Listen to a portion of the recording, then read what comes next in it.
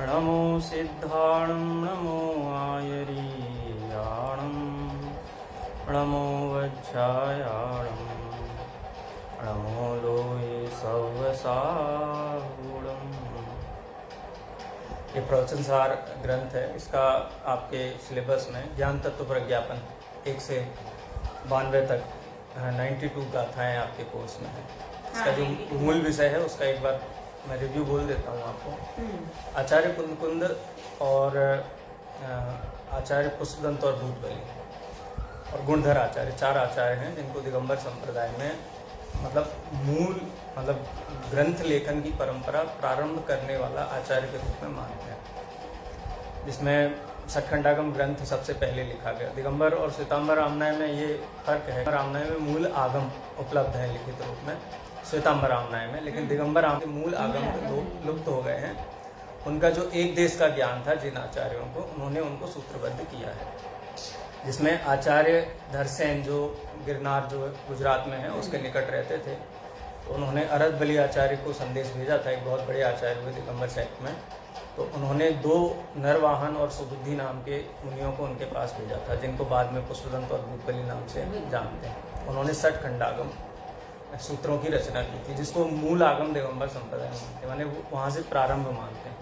और अभी जो पंचमी जो गई है 3-4 दिन पहले, वो श्रुत पंचमी, उस दिन सटखंडागम ग्रंथ पूर्ण हुआ था अंकलेश्वर में, यहीं पे गुजरात में।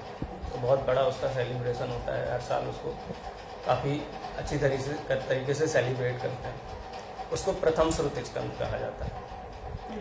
और साथ में ही आचार्य गुणधर एक हुए हैं, उन्होंने पेज्य दोष पाहुड़ करके सौसेनी प्राकृत में एक मूल सूत्रों की रचना की।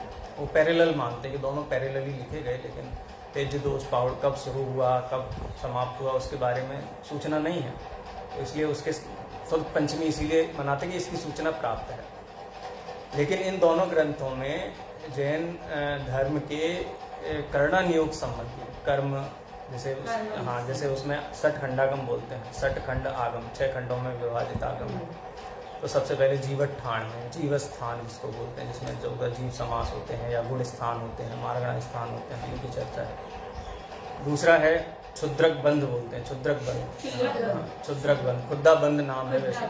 क्षुद्रक बंध माने जो 148 प्रकृतियाँ, मूल प्रकृतियाँ 8 हैं, 148 प्रकृतियाँ हैं, उनका पूरा विस्तार उसमें है। तीसरा है बंध स्वामी विचय, माने किस कर्म को कौन बांधता है, कैसे परिणामों से कौन सा जीव किस कर्म को बांधता है, पूरा बंध स्वामी अधिकार है उसमें। उदय संबंधी है तो वेदना खंड है 4थे नंबर का, 5वां वर्गणा खंड है और 6वां महाबंध करके है। ऐसे विशाल 6 खंडों में विभक्त ये ग्रंथ है। और पेज्य दोष पाहुड़ 180 गाथाओं का एक ग्रंथ है, उसमें भी यही है, कर्णानियोग संबंधी विवेचन है। लेकिन जैन दर्शन का जो आध्यात्मिक पक्ष है, जिसको कहते हैं आत्मा से परमात्मा बनने की जो विधि है, वो आचार्य कुंद ने संरक्षित की। इसलिए आचार्य कुंद के इस प्रवचन सार ग्रंथ को, समय सार ग्रंथ को और पंचास्तिकाय संग्रह ग्रंथ को, इसको द्वितीय श्रुत स्कंद कहा जाता है। मतलब वो प्रथम श्रुत स्कंद और इसको द्वितीय श्रुत स्कंद कहा जाता है। और जो 14 पूर्व हैं उसमें वस्तु अधिकार का जो 10वां प्रावृत है, उसका सार लेकर के आचार्य कुंद ने ग्रंथों की रचना की है।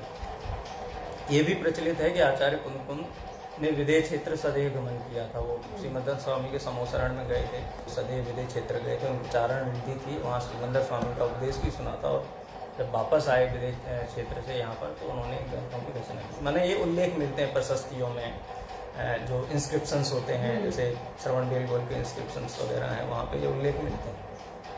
इसलिए आचार्य कुंद का स्थान दिगंबर आमनाय में एक मूल आचार्य के रूप में है।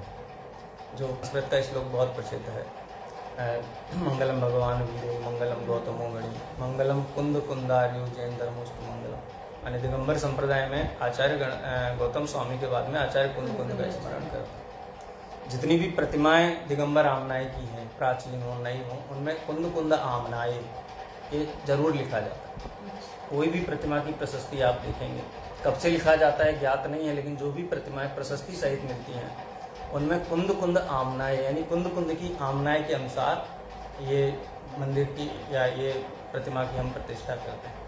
ये सारी चीज़ें उल्लेख करने का तात्पर्य है कि कुंद आचार्य की दिगंबर परंपरा में सर्वाधिक महत्वपूर्ण आचार्य के रूप में उनको माना जाता है। उनसे पहले भी आचार्य हुए हैं, उनके बाद भी हुए हैं, बहुत महान आचार्य हुए हैं, लेकिन आचार्य कुंद को विशेष माना जाता है। उनका जन्म आंध्र प्रदेश में हुआ था, वहाँ पे कोंडकुंदपुर एक जगह का नाम है, वहाँ पे हुआ था। और 11 वर्ष की अवस्था में उन्होंने दीक्षा ली थी, दीक्षित हो गए थे। और बहुत लंबे काल तक, यानी प्रभावना का बहुत लंबा सिलसिला काल आचार्य कुंद देव से जुड़ा रहा है, इसीलिए उनकी इतनी प्रसिद्धि है।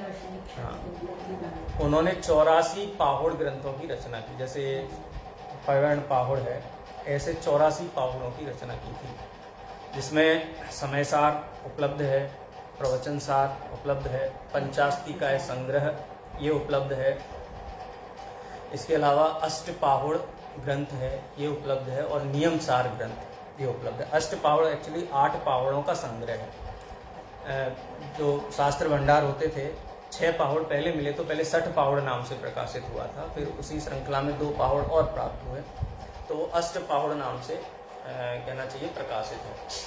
दिगंबर आमनाय में खासकर मुमुक्षु समाज, जो आचार्य कुंद के मूल ग्रंथों का बहुत स्वाध्याय करती है, वो इनके 5 ग्रंथों को पंच परमागम कहते हैं। यानी वो कभी क्विज वगैरह करते हैं, बोले कुंदाचार्य के 5 परमागमों के नाम बताइए, तो ये 5 मुख्य उनके ग्रंथ जो उपलब्ध हैं और जिनका दैनिक सभाओं में स्वाध्याय किया जाता है। पूरे इंडिया में रोज हजारों लोग, लाखों लोग स्वाध्याय करते हैं समय सार का, प्रवचन सार का, पंचास्तिकाय संग्रह का। तो ये आचार्य कुंद देव का बहुत सामान्य परिचय है, जितना मेरे ख्याल से आपको आचार्य कुंद देव के परिचय के संबंध में लिखने की आवश्यकता हो तो आप ये लिख सकते हैं। आचार्य कुंद के काल के समय में भी थोड़ा जानकारी हम ले लेते हैं। वैसे तो ये प्रवचनों के जो शोध हैं, उनके विद्वानों के द्वारा जो शोध किए गए हैं, उसके अनुसार आचार्य कुंद को प्रथम शताब्दी के पूर्वार्ध का माना गया, उनकी स्थिति मानी गई है, क्योंकि उत्तरवर्ती आचार्यों ने प्रशस्तियों में उनके नाम का उल्लेख किया है। इस हिसाब से उनको पहली शताब्दी के पूर्वार्ध में माना जाता है। लेकिन आचार्य कुंद ने स्वयं उल्लेख किया है अपने आप को भद्रबाहु के शिष्य के रूप में, जो अंतिम श्रुति केवली है दिगंबर संप्रदाय में, वो ईसा पूर्व 3री शताब्दी में। तो कुछ लोग ऐसा भी कहते हैं कि ईसा पूर्व 3री शताब्दी के, ऐसा भी उनको मानते। भगवान महावीर के बाद जो 600 वर्ष का जो मानते हैं श्रुत का क्रम, तो भद्रबाहु स्वामी जो अंतिम श्रुत केवली थे, उनके बाद उनका मानते हैं। और लेकिन जो प्रमाण उपलब्ध हैं और जो जितने भी शोध वगैरह किए गए, उसके हिसाब से उनका अधिकांश विद्वानों का ये मत है कि पहली शताब्दी में के पूर्वार्ध में वो हुए। और आचार्य उमा स्वामी को दिगंबर संप्रदाय में उनका पट्ट शिष्य माना जाता है। उनके प्रमुख शिष्यों में आचार्य उमा स्वामी थे, जिन्होंने तत्वासूत्र ग्रंथ की रचना की।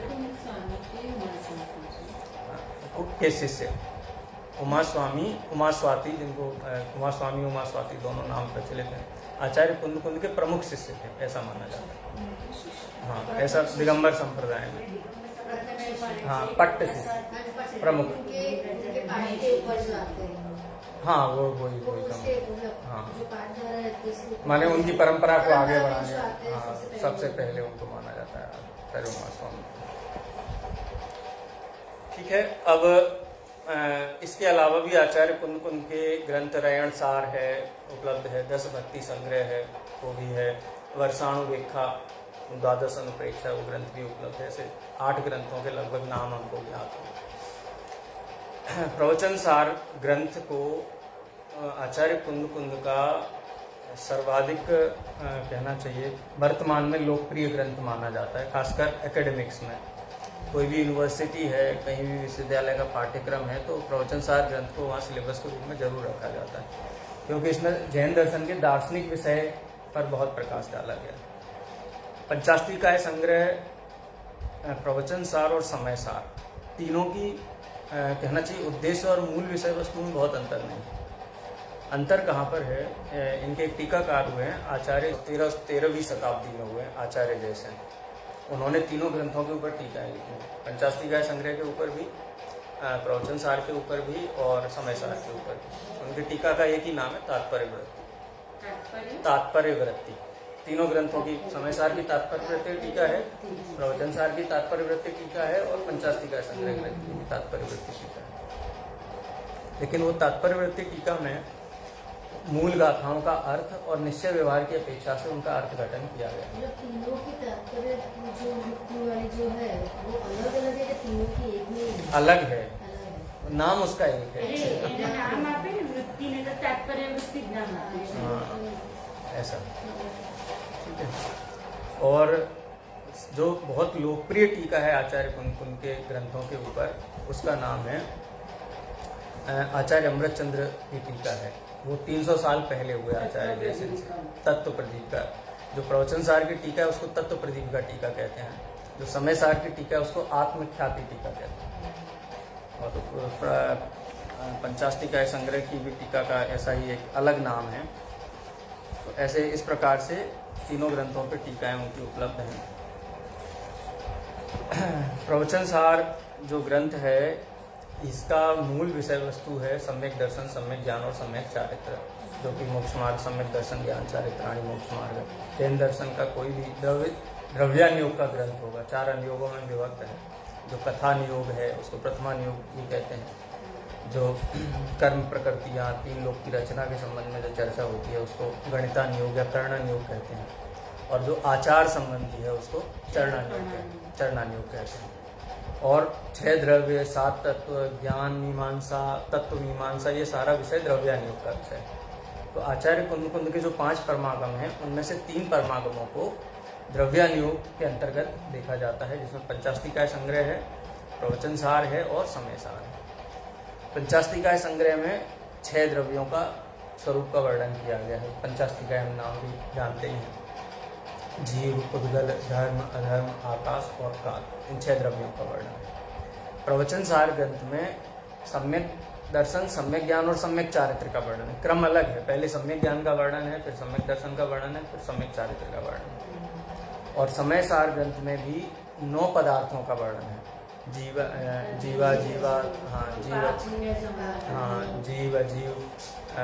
आसव, संवर्ण, पुण्यम, पावम, निज्जर, बंधमोक्षो, आयसम्मतम। गाथा है उसकी 14वीं गाथा है। 14वीं गाथा में उन्होंने 9 पदार्थों का उल्लेख किया।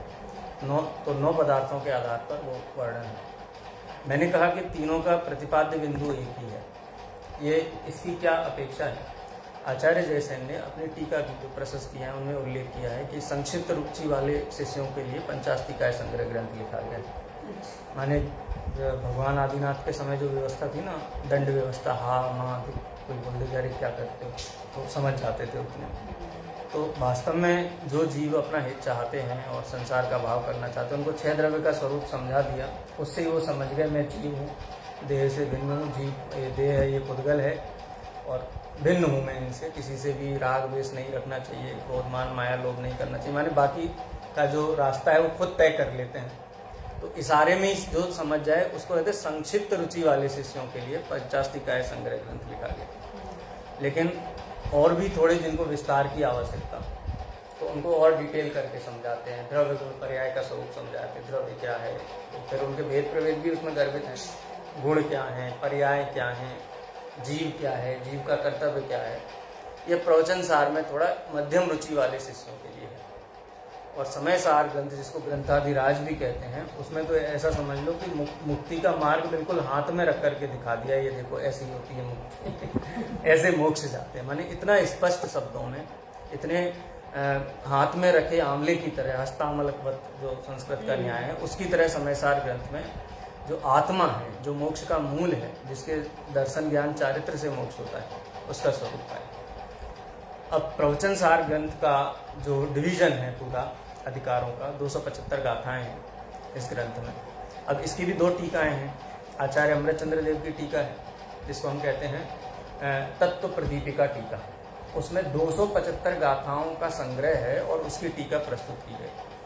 आचार्य जयसेन का जो प्रवचन सार ग्रंथ है वो उनसे 300 साल बाद हुए आचार्य अमृतचंद्र से, तो कुछ और भी गाथाएं उनको प्राप्त हुई होंगी अलग अलग प्रतियों में। तो 311 गाथाओं की टीका है, माने लगभग 36 गाथाएं अधिक हैं उसमें। ऐसा होता है शास्त्र भंडारों में, कहीं कोई गाथा जो आचार्य अमृतचंद्र देव को मिली होगी, कोई ताड़पत्र बीच में से मिसिंग भी हो सकता है, कोई ऐसा भी हो सकता है कि वो पढ़ने में नहीं आ रहा हो तो उसको छोड़ दिया हो, उसकी अन्य प्रति उनको कहीं मिली हो तो उन्होंने उसको शामिल कर दिया हो।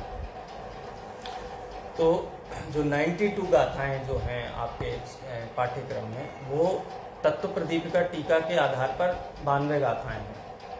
अगर आप आचार्य जयसेन की टीका में देखेंगे तो गाथा की संख्या शायद 102 है। आपके पास जो ग्रंथ है ना आचार्य जयसेन की टीका वाला है, उसमें गाथाओं की संख्या अधिक है।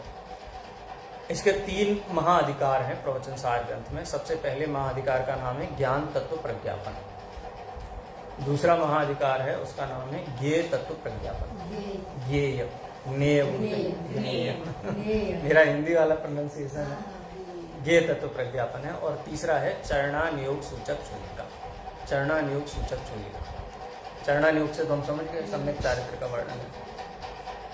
वास्तव में अगर 2-3 सेंटेंस में प्रवचन सार ग्रंथ को देखा जाए तो आचार्य कुंद देव ने और आचार्य अमृतचंद्र देव ने पूरे विश्व को 2 भागों में विभाजित किया, ज्ञान तत्व और ज्ञेय तत्व। 2 ही तत्व हैं पूरे संसार में, एक ज्ञान तत्व है और एक ज्ञेय तत्व है। ज्ञान तत्व किसे कहते हैं? जो जानने वाला है।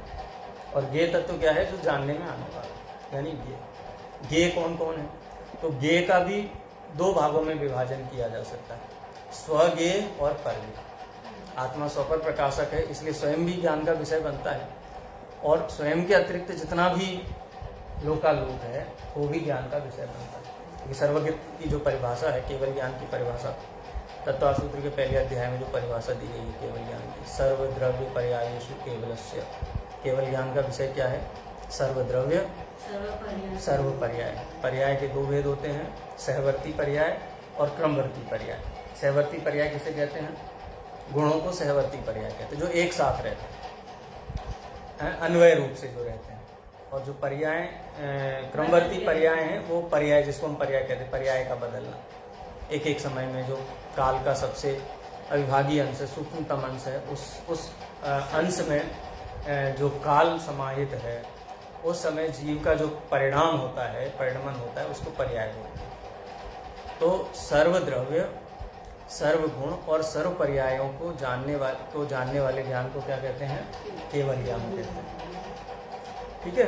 तो ज्ञान और ज्ञेय, अब ये चर्चा भी जब हम अध्यात्म के ग्रंथ पढ़ते हैं या फिर थोड़ी प्रशंसावाची शैली में हम बात करते हैं तो बोले जीव बहुत महान है, क्योंकि अगर जीव नहीं होता तो बाकी द्रव्य ये कौन बताता। कहते हैं ना ऐसा अपनी प्रशंसा के लिए, आत्म प्रशंसा के लिए, हम जीव हैं, और अगर हम नहीं हो, जीव तत्व नहीं हो, तो बाकी तत्वों की सत्ता का कौन बताता, कौन जानता। तो ऐसा लगता है कि जीवों ने अन्य द्रव्यों के ऊपर उपकार किया है उनको प्रकाशित करके। जैसे दीपक रखा हो तो पूरे कमरे में प्रकाश हो रहा है, तो दीपक का उपकार मानते हैं, ये दीपक है इसलिए प्रकाश है, नहीं तो ये दीपक नहीं होता तो बाकी प्रकाश में कैसे आता। इसमें जैन दर्शन की जो मान्यता है, आचार्य कुंद देव की मान्यता है, या उनका जो प्ररूपणा है, उसके अनुसार ना तो ज्ञान तत्व ने ज्ञेय तत्व के ऊपर कोई उपकार किया है, और ज्ञेय भी ये क्लेम कर सकता है, हम नहीं होते तो किसको जानते। अगर ज्ञान ये क्लेम करता है कि हम हैं इसलिए तुमको जानने वाला कोई है, तो ये भी कहते हैं हम नहीं होते तुम किसको जानते, किसको जानते। कैसे पता चलता केवल ज्ञान भी होता है, या ज्ञान नाम का तुम्हारे अंदर कोई एट्रीब्यूट है, कोई गुण है। तो स्वतंत्रता ये है कि प्रत्येक जीव में ज्ञान नाम का गुण है, और ज्ञान का काम है स्व और पर को प्रकाशित करना। प्रकाशित करना माने जानना। और प्रत्येक ज्ञेय तत्व के अंदर विशेषता है, उसके जो 6 सामान्य गुण हैं उनमें एक गुण होता है प्रमेयत्व, यानी दुनिया के जितने भी पदार्थ हैं वो किसी न किसी के ज्ञान का विषय अवश्य बनते हैं, ये विशेषता उनके अंदर है।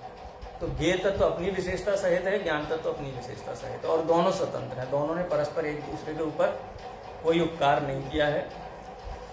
दोनों ही अपने द्रव्य क्षेत्र काल भाव में, अपनी सत्ता में सतरूप से विद्यमान हैं। पर पदार्थों की सत्ता उसके अंदर नहीं है। जैसे सोसाइटी में हमारा मकान है और बाजू वाले का मकान है, हमारे मकान का सद्भाव है, और बाजू वाले के मकान का हमारे मकान में असद्भाव है ना, क्या बाजू वाले के मकान में उसके मकान का सद्भाव है और हमारे मकान का उसमें असद्भाव है। यानी हमारा मकान में उसके मकान का कोई उपकार नहीं। कोई कहे कि कोई पूछता आया था कि उनका मकान क्या है, तो हमने बताया उनके पड़ोस वाला मकान, तो उपकार हो गया ना बाजू वाले का। तो ये तो कथन मात्र है, वास्तव में दोनों की स्वतंत्र सत्ता अपने अपने स्थान पर है। इसी प्रकार ज्ञेय तत्व भी स्वतंत्र है और ज्ञान तत्व भी स्वतंत्र है। तो ज्ञान तत्व प्रज्ञापन के अंदर ज्ञान क्या है, ज्ञान को जानने के लिए इंद्रियों की आवश्यकता नहीं है, ज्ञान को जानने के लिए ज्ञेयों की आवश्यकता नहीं है। ज्ञान अतीन्द्रिय है, इंद्रियों से परे है, और कितना सामर्थ्यवान है कि वो लोकालोक को जान सकता है। ज्ञान सर्वगत है। आदा राण प्रमाणम, आत्मा ज्ञान प्रमाण है, ज्ञान ज्ञेय प्रमाण है, और ज्ञेय लोकालोक है। पूरे ज्ञान तो लोकालोक को जानता है ना, इस अपेक्षा से ज्ञान को सर्वगत कहा गया है। माने जैसे ब्रह्मा कहते हैं ना, अन्य मत में कहते हैं, वैदिक मत में ब्रह्मा कहाँ है, सर्वगत है, सब जगह। लेकिन क्या वो द्रव्य रूप से सर्व जगह सभी जगह पे है? तो द्रव्य रूप से सभी जगह पे ऐसी उनकी परिकल्पना है। लेकिन जैन दर्शन ये कहता है कि आत्मा अपने ज्ञान स्वभाव के कारण प्रत्येक पदार्थ को जानता है। ह्रेयम लोया लोयम, लोकालोक ज्ञान का ज्ञेय है, इसलिए ज्ञान सब ज्ञेयों को जानने की अपेक्षा ज्ञान सर्वगत है। ये गाथा है, ये अपने 19-20 नंबर की गाथा में चर्चा करेंगे। तो ये ज्ञान तत्व प्रज्ञापन है। ज्ञान तत्व प्रज्ञापन के 4 अंतर अधिकार हैं। पहला अधिकार है शुद्धोपयोग अधिकार, दूसरा अधिकार है ज्ञान अधिकार, तीसरा अधिकार है सुख अधिकार, और चौथा अधिकार है शुभ परिणाम अधिकार। आचार्य, मैं अभी सामान्य इसका आपको परिचय देता हूँ, अपन गाथाओं से शुरू करते हैं। वैसे सलोनी बहन ने बोला है बहुत डिटेल में मत लेना। हाँ, टाइम कम है, लेकिन आपको ना जब कॉन्सेप्ट ख्याल में आएगा ना तो आपको बहुत सरल हो जाएगा। इसलिए मेरा काम कॉन्सेप्ट क्लियर करना है, आपका है क्या, किसके बारे में बात कर रहे हैं, उसका प्रयोजन क्या है, उद्देश्य क्या है, हमारा लाभ क्या है। क्योंकि अध्ययन का उद्देश्य होता है ज्ञान और आनंद। अकेला ज्ञान हो और आनंद नहीं हो तो बेकार है अध्ययन। तो ज्ञान के बाद आनंद भी होना चाहिए। वेस्टर्न जो फिलोसोफर है ना, जो लिटरेरी क्रिटिसिज्म, वो भी यही लिखते हैं, knowledge and pleasure is the motto of the literature. साहित्य का उद्देश्य ज्ञान और आनंद। कॉन्सेप्ट क्लियर होगा तो ज्ञान भी सरलता से हो जाएगा और आनंद भी उसका रहेगा। तो ज्ञान तत्व प्रज्ञापन में 4 अधिकार हैं। सबसे पहले अधिकार का नाम है शुद्धोपयोग अधिकार। शुद्धोपयोग अधिकार नाम क्यों रखा? 6वीं गाथा में। हाँ, शुद्ध उपयोग। शुद्ध उपयोग किसे कहते हैं पता है आपको? शुद्ध उपयोग किसे कहते हैं? एक कुछ ऐसा तो नहीं लग रहा है मैं कि तीसरी दुनिया की बात कर रहा हूँ। शब्द तो क्या, मैं तो चर्चा करता हूँ, लेकिन कई शब्द आपको ऐसे लग रहे हो ये शब्द पहली बार आ रहा है, इसका मतलब क्या है? शुद्ध उपयोग माने क्या होता है, इसका क्या अर्थ है? शुद्ध उपयोग माने क्या? कसाय रहता बस, जो जैसा हो वैसा, उसका नाम शुद्धोपयोग। शुद्धोपयोग अगर अंतर मुहूर्त तक हो जाए ना तो केवल ज्ञान हो जाता है। शुद्धोपयोग का कितना महत्व है वो आचार्य कुंकुन देव ने ज्ञान तत्व प्रज्ञापन का सबसे पहला रखा है। 6ठी गाथा में उन्होंने चारित्र किसे कहते हैं, या हम सभी जीवों को क्या चाहिए, सबसे पहले उद्देश्य क्या है, हमको क्या चाहिए, सभी जीवों को क्या चाहिए? मोक्ष चाहिए। मोक्ष माने you want to go to some particular place. मोक्ष तो यही होता है मध्य लोक में, वहाँ थोड़ी ना होता है, यहीं पे होता है। बाद में चले जाते हैं वहाँ पे, 8 कर्म तो यही नष्ट हो जाते हैं, यही हो जाता है सब। बाद में वो तो ऊर्ध्वगमनत्व स्वभाव के कारण जीवो वो गमो मतिगता सदैव परिमाणो भूता संसार तो सिद्धो सो विश्व सो डड गई, ऊपर उड़ के चले जाते हैं, क्योंकि जीव का स्वभाव है। वास्तव में जीव को मोक्ष नहीं चाहिए, सुख चाहिए। सुख चाहिए ना, यो धरती उत्तम सुखे जय त्रिभुवन में जीव अनंत, सुख चाहे दुख ते भयवन। सबको सुख ही चाहिए, सुख के अतिरिक्त कुछ नहीं चाहिए। सुख में बाधक तत्व क्या है? बाधा क्या है सुख में? आपको सुखी कौन नहीं होने दे रहा है? माने थर्ड पार्टी है।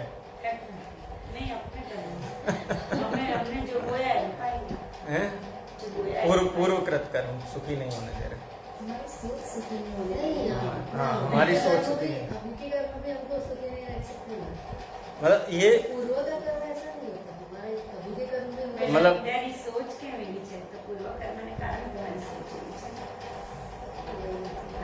अच्छा चलो इसको अपन थोड़ा क्वेश्चन को चेंज करते हैं कि हमें सुखी न होने देने में कोई भूतकालीन कारक है, माने कोई अन्य कारण है जिनके कारण हम सुखी नहीं होते, माने अन्य हमको सुखी करता है, अन्य हमको दुखी करता है, ऐसी बात है इसमें, मतलब किसी के कारण, हाँ, तो उसकी कृपा पे है ना सारा।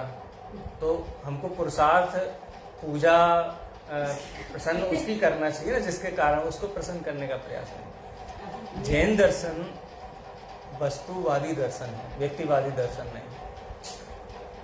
और प्रत्येक जीव जो दुखी है वो स्वयं अपने ही कारण से दुखी है।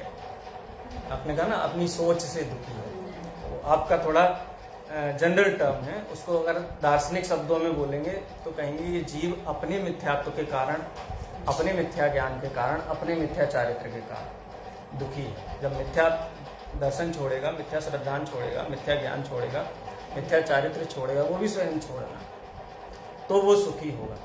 उसमें कर्म कोई कारण नहीं है। कर्म को कारण कहना कैसा है, जैसे सूरज उगा और कमल खिला, ठीक है। अब कमल से पूछा हमने क्यों भाई क्यों खिले, अथवा किसी दिन बहुत हैवी क्लाउडेड था, बहुत डेंस क्लाउड था, एकदम अंधेरा था, वो कमल खिला ही नहीं, तो उसको पूछा भाई क्यों नहीं खिले, बोले आज सूरज नहीं उगा ना इसलिए नहीं खिला, आज सूरज उगा इसलिए खिला। तो कमल के खिलने में सूरज को कारण मान करके हम ये कहें कि इसलिए खिला इसलिए नहीं खिला, जबकि ये निमित्त नैमित्तिक संबंध है दोनों का। सूरज खिलेगा कमल उगेगा, दोनों का समकाल है।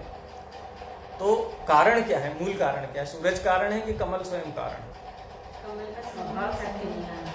अगर ये कहा जाए कि सूरज उगा इसलिए कमल खिला, तो कमल भी क्लेम कर सकता है, अब रिवर्स क्लेम कर सकता है ना। देखो मैं मुरझा गया तो सूरज चला गया, और मैं खिला तो सूरज आ गया। तो ये व्यवस्था है ही नहीं। प्रत्येक वस्तु अपने द्रव्य गुण पर्याय के अनुसार परिणमित होती है, अपने द्रव्य क्षेत्र काल भाव में ही रहती है, अन्य द्रव्य को प्रभावित नहीं करती। फिर ये जो कोइंसिडेंस देखा जाता है, इसको क्या बोलते हैं? इसको बोलते हैं निमित्त नैमित्तिक संबंध। उसके ऊपर अनुकूलता का आरोप आता है, इसलिए हम उसको कह देते कि इसने किया है। जैन दर्शन में कर्ता किसको कहा गया आपको पता है? किसी कार्य का कर्ता कौन माना जाता है? यह विषय आने वाला है आपका, इसलिए थोड़े कॉन्सेप्ट में क्लियर कर रहा हूँ। कर्ता किसको कहा जाएगा? कमल के खिलने का कर्ता किसे कहा जाएगा? घड़ा किसने बनाया? पॉट कौन बनाता है? उसका कर्ता कौन है? कौन बनाता है? कुम्हार बनाता है ना। लेकिन कर्ता कहते किसे हैं? आप व्याकरण में पढ़िए, कर्ता की परिभाषा क्या है? स्वतंत्र कर्ता, कर्ता स्वतंत्र होता है, उसको किसी दूसरे की जरूरत ही नहीं होती। पहली बात, कुम्हार को बोलो कि तुम घड़ा बनाओ, लेकिन हम तुमको मिट्टी नहीं देंगे, तुमको चक्र नहीं देंगे, दंड नहीं देंगे, बनाओ। स्वतंत्र है ना वो तुम। तो कर्ता की परिभाषा होती है यह परिणमति सह कर्ता, जो स्वयं उस कार्य रूप परिणमित होता है वो कर्ता होता है। जो स्वयं उस, अगर मैं दुखी हूं तो दुख पर्याय रूप आत्मा स्वयं परिणमित हुआ है, तो दुख का कर्ता आत्मा स्वयं है। आत्मा सुख रूप पर्याय रूप परिणमित स्वयं हुआ है, तो उसका कर्ता वो स्वयं है। यह परिणमति सह कर्ता, जो स्वयं परिणमित होता है वही उसका कर्ता होता है। फिर अन्य उसकी कार्य की अनुकूलता का आरोप जिनके ऊपर आता है कि जब ये कार्य हुआ उस समय कुम्हार का योग उपयोग, कुम्हार भी करता नहीं है। अगर कुम्हार घड़े का करता है तो उसमें नित्य कर्तृत्व का प्रसंग आता है। 24 घंटे घड़े बनते ही रहना चाहिए, कुम्हार है ना, कुम्हार अपने घर पे है, 24/7 है, तो नित्य कर्तृत्व का प्रसंग आता है। तो कहते हैं कि कुम्हार का योग उपयोग उसमें निमित्त है। योग उपयोग माने उसने अपना ध्यान, अपनी रुचि वो उसमें लगाई, लेकिन स्वयं घड़ा नहीं बना।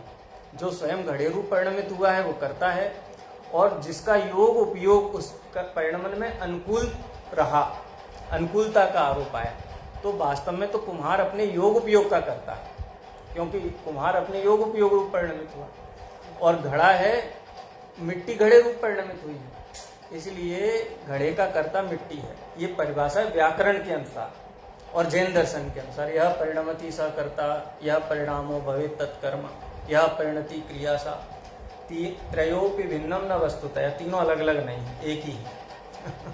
आत्मा स्वयं परिणमित हुआ है, इसलिए आत्मा ही करता है, आत्मा ही कर्म को और कर्ता कर्म संबंध के लिए व्याप्य व्यापक संबंध होना चाहिए। बहुत दार्शनिक हो जाएगा, छोड़ देते हैं इसको।